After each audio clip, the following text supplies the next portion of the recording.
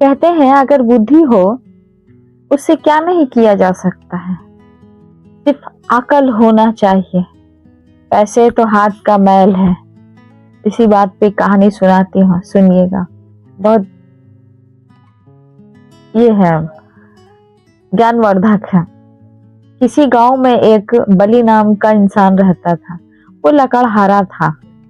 वो गरीबी का हालत किसके कहता है वो उसे पता था। वो अपनी गरीबी की हालत में भी वो बहुत खुश रहता था, क्योंकि उसके पास हारने के लिए कुछ था नहीं, और अपनी बुद्धि से तो औरों को हराते रहता था।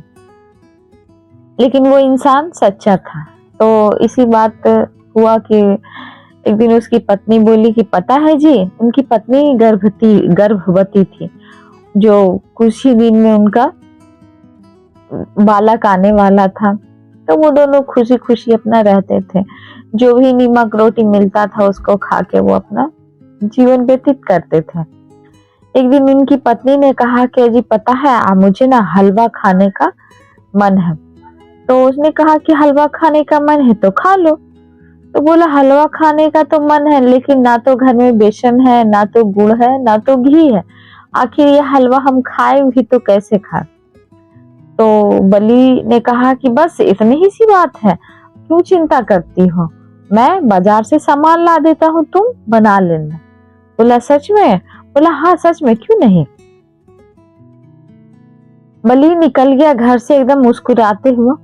लेकिन जैसे ही वो रास्ते से निकलने लगा उसके पैर भारी होने लगे कि मैंने अपनी पत्नी से तो बोल दिया कि अब मेरे पास है नहीं, लेकिन मैं उसे बेसन और गुड़ और घी लाके दूंगा कहाँ से। तो वो सोचने लगा उसके पास कोई चारा नहीं था कि मैं उसकी पत्नी का वो शौक पूरा कर सके जिसको हलवा खाने का इच्छा है। तो सोचने लगा, फिर उसे याद आया कि उनका एक दोस्त है ब्रिजभान बोल के उनका एक दोस्त है जो राजा के यहाँ वो नौकरी करता था, महावत का, मतलब हाथी का उनका देख रेख करता था। तो वो गया कि बोले कि ठीक है। बोले दोस्त महावत भाई, जो महावत का दोस्त था उसका नाम बोला हाँ हाँ बोलो बोलो बली भाई, क्यों ऐसा कैसे आना हुआ। बोला क्या बताऊं, आज तो आपकी भाभी को बहुत हलवा खाने का मन है, लेकिन आज मेरे पास पैसे नहीं, अगर कुछ है तो तुम दे दो। उसने सोचा कि ये गरीब मुझे क्या पैसे वापस करेगा, और अगर इसे मैं दे भी दूं तो उस पैसे से भी हाथ छुड़ा देना पड़ेगा, क्योंकि इसके पास तो है नहीं, तो वापस क्या करेगा। इसलिए बोला नहीं आज मेरे पास भी पैसे नहीं है। उसने भी नहीं दिया तो बेचारा चलने लगा। वो उदास मन के सोच रहा था कि आखिर घर में हम लेके जाएंगे तो खिलाएंगे तो आखिर कैसे आएगा वो सामान जो उसकी पत्नी को हलवा खाने का इच्छा को पूरा कर सकता था। कुछ दूर चला कि नगर में एक बहुत बड़े हवेली थे जो सेठ के थे एक। तो बोला क्या जी सेठ का हवेली क्यों इतना सजा हुआ है। तो बोला कि आपको नहीं पता, क्यों आपको नहीं पता कि क्यों इतना सजा हुआ है। बोला नहीं मुझे तो नहीं पता है। तो बोला कि अरे ये उनके यहाँ लड़का हुआ है और कल उनके घर में दावत है जो कि पूरे गांव को बुलाया गया है, तो कल दावत में आइएगा खाने का। तो इसने सोचा कि बताओ इनके यहाँ दावत है और मेरी पत्नी एक हलवा खाने के लिए सोच रही। भगवान कैसे कैसे नियम रचते हैं। फिर भी उसने कहा कि आज तो हलवा अपनी पत्नी को जरूर खिलाओ। उनको बुद्धि दिमाग में तरकीब सोची और वो उसके पैर इतने तेजी से चलने लगे कि मानो कि उनको खुशी का ठिकाना ना रहा। वो तरकीब क्या थी वो आगे चलिए पता चलेगा।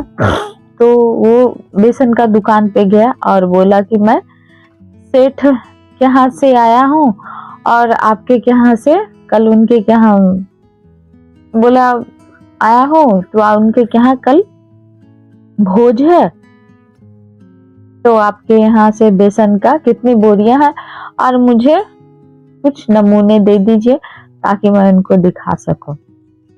बोला हाँ सेठ जी के यहाँ से आया। बोला ठीक है लेके जाइए, क्यों नहीं, मैं आपको दे दूंगा। उसने 1 पाव भर बेसन दे दिया, उनके पास बेसन हो गया। उसके बाद वो दूसरे दुकान में, घी के दुकान में गया। बोला रे राम राम सेठ जी। हाँ राम राम, मैं उनके यहाँ का नौकर हूँ और वो कल उनके यहाँ लड़का का छठी है तो खाने में बुलाया है, जो आपके पास कितने तीने घी है, कुछ घी नमूने के तौर पे मुझे दे दीजिए, मैं उनको दिखाऊंगा। बोला ठीक है, तो मेरे पास 30 टीना घी है और नमूने के तौर पर ये घी आप ले जाइएगा, कल आके हमको बताइएगा कितना का ऑर्डर रहेगा। बोला ठीक। उसके बाद गुड़ के पास गया। बोले गुड़ है आपके पास, जो आप मुझे दिखा दीजिए, मैं कल उनके पास से ये नमूने के तौर पर लेके जाऊंगा, क्योंकि राजा के यहाँ भोज है। तो बोला ठीक है, जो भोज है। उसने तीनों के हाथ से यही जुगाड़ को अपना के अपनी पत्नी के पास लेके गया और उनकी पत्नी ने कहा, अरे आप तो सचमुच में हलवे का सामान लेके आ गए। तो बोला कि हाँ मैं तो बोला ही था तुम्हें कि मैं लाऊंगा, तुमने क्या सोचा था कि मैं नहीं लाऊंगा। तो बोला कि नहीं नहीं, मैं ऐसा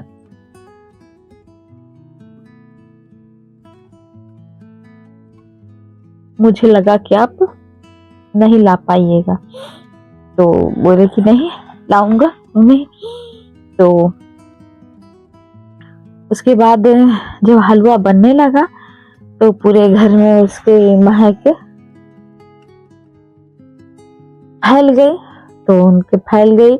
तो जब वो हलवा खाने लगा तो बोला नहीं, जो हलवा दिन में अगर बनाओगे ना तो सभी को महक समझ में आ जाएगा और लाइट मतलब दिए की रोशनी से सब हमारे घर में आ जाएगा, इसलिए कि हम लोग हलवा अंधेरे में खाएंगे।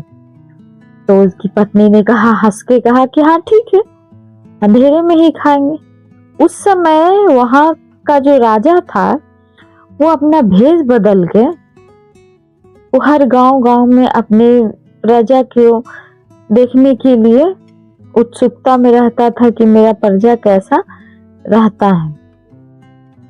तो वो प्रजा को देखने के लिए गया तो ये आवाज उसको सुनाई पड़ी कि अंधेरे में हलवा खा लेना, नहीं तो उसकी महक सुनेगा लोग तो सभी लोग आ जाएगा। तो बोला हलवा तो कम है, लेकिन उसकी सच्ची निष्ठा देख के उसे लगा कि ये आदमी बुरा नहीं है, वो अपनी पत्नी को ज्यादा हलवा खिलाने के लिए अंधेरे का फायदा उठा रहा है और खुद कम खाएगा। तो राजा क्या किया कि उसमें जाके वहां पे वो बैठ गया और बैठ के उसके हिस्से का हलवा वो खा गया। तो उनकी पत्नी ने कहा कि अरे तुम इतना जल्दी हलवा कैसे खा गए, जो मेरे लिए तो बचा ही नहीं। तो जो बलि थे वो बोले कि नहीं मैं तो खाया ही नहीं, मैं तो तुम्हारे लिए छोड़ दिया कि अंधेरे में सारा तुम खाओ ताकि मेरे लिए बचे ही नहीं, और तुम कह रही हो कि मैं खा गई। जैसे ही बोले तो रुको इसी बात पे दिया जलाती। जैसे ही दिया जलाया तो देखा कि 2 आदमी से वहां 3 आदमी था। बोला भैया आप कौन हो? बोला आप दोनों पति पत्नी की बातें मैं सुन रहा था, मुझे बातें बहुत प्यारी लगी इसलिए मैं, और हलवा का स्वाद भी बहुत अच्छा था इसलिए मैं आपकी पत्नी का हिस्से का हलवा मैं खा गया हूँ। अगर आपसे कुछ स्वर्ण मुद्राएं हम मैं आपको देना चाहता हूँ, जो मैं तुम्हारा अतिथि हूँ। बोला कैसी बातें कर रहे हैं आप मेरे अतिथि होते हुए मैं आपसे पैसे लूंगा? कैसे लूंगा, जो मैं आपसे पैसे नहीं ले सकता हूँ। नहीं ले सकता हूँ तो क्या होगा? फिर बोले कि ऐसा करो कल मेरे यहाँ, कल दरबार में आना और दरबार में आके राजा से मिलना, तुम्हें कुछ काम धंधा के लिए वहां बुलाया जाएगा। बोला ठीक है। तो जब भी लोग कल सुबह हुआ तो राजा जब भेष जो बदल के आए थे तो सभी को कह दिया कि अगर बृजवाहन बोल के, बलि बोल के अगर कोई आए तो उसे बिना कुछ कहे अंदर आने दे देना। बोला ठीक है। तो सुबह हुआ तो बलि की पत्नी ने कहा कि अरे जाओ, राजा बुलाए हैं तो जाना तो चाहिए। तो बोला कि हाँ, लेकिन तोहफे में क्या लेके जाऊं? तो बोले तोहफे में क्या लेके जाए, ये तो मेरे पास कुछ है भी नहीं तोहफा देने के लिए, और तुम सारा दिन काम में चले जाते हो। तो मैंने एक कबूतर पकड़ के रखा था, तुम राजा को भेंट में वो कबूतर ही दे देना। बोला ठीक है। कबूतर लेके जा रहा था तो उसे अंदर से डर तो हो ही रहा था, लेकिन फिर भी वो बहुत समझदार आदमी था। बोला चलो देखते हैं क्या होता है। उसी समय बलि के आने से पहले दूसरे गांव का राजा का दूत वहां पे आया और आके राजा से कहा कि राजा, मैं आपसे एक सवाल पूछना चाहता हूँ, उसका सही सही आप जवाब दीजिएगा। बोला ठीक है, सवाल पूछो। ठीक है, सवाल पूछो। सवाल क्या है? बोला कि उसने कुछ कहा नहीं और उसने अपने हाथ से गेहूं निकाला और अपने चारों ओर फैला दिया और कहा कि ये मैं हूँ और ये आपकी, ये दूसरे लोग का राजा है और ये सेना है, आप कहना क्या चाहते हैं, इसका उत्तर मुझे दीजिए। राजा आश्चर्य में पड़ गया। उसके बाद बोला इसका तो मैं पहेली तो मैं बूझ नहीं सकता हूँ, तो मैं करूँ तो क्या करूँ। उसी समय ये बलि वहां पे पहुंच गया था। तो दरबारी ने कहा कि राजा जी, बलि नाम का इंसान आया है। तो बुला रहे, ठीक है, उसको अंदर भेजो, पहले अंदर भेजो। उसके बाद वो वहां राजा के पास गया। तो राजा के पास जब गया तो उसको बोला कि ठीक है, तुम आ ही गए हो तो मेरी परेशानी का एक हल बताओ। बोला हाँ बोलिए, क्या बात है बताइए राजा जी, जो मैं आपकी परेशानी का हल करूंगा। बोला ये जो आए हैं ये संदेश दे रहे हैं कि ये गेहूं का मतलब क्या है, जो गेहूं का घेरा लगाए हुए है उसका मतलब क्या है। बोला बस इतनी सी बात है। बोला हाँ ठीक। बोला बस मैं अभी आपको बता देता हूँ। उसने अपने थैली से कबूतर को निकाला और पालतू कबूतर को, और वो कबूतर को छोड़ दिया। कबूतर ने धीरे धीरे गेहूं को खा लिया। तो बोला कि ठीक है, तो ये रहा आपका जो दूसरे देश से वो जो राजा आया था, मतलब दूत उसका बोला ये रहा तुम्हारा जवाब। तो वो जो जवाब था वो सुन के वो चला गया। तो ये राजा पूछे कि अरे बलि, तुम ये बताओ तुमने उसे क्या उत्तर दिया और वो क्या समझा, और ये कबूतर क्यों? बोला अरे महाराज, कबूतर तो मैं इसलिए लेके आया था कि मेरी पत्नी ने कहा कि मेरे पास कुछ भेंट देने के लिए नहीं है, तो मैं लेके क्या जाता, तो इसलिए मैं कबूतर लेके आया हूँ।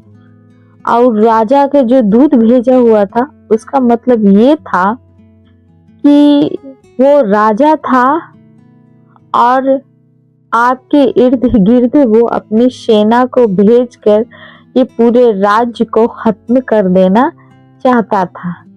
तो इसका संदेश ये मैंने दिया कि एक कबूतर ही आपके सेना को ध्वस्त करने के लिए काफी है। आप कितना भी सेना लेके आइएगा, मेरे यहाँ सिर्फ एक ही सेना काफी है आपकी सेना मंडली को रोकने के लिए। तो मैंने ये जवाब दिया।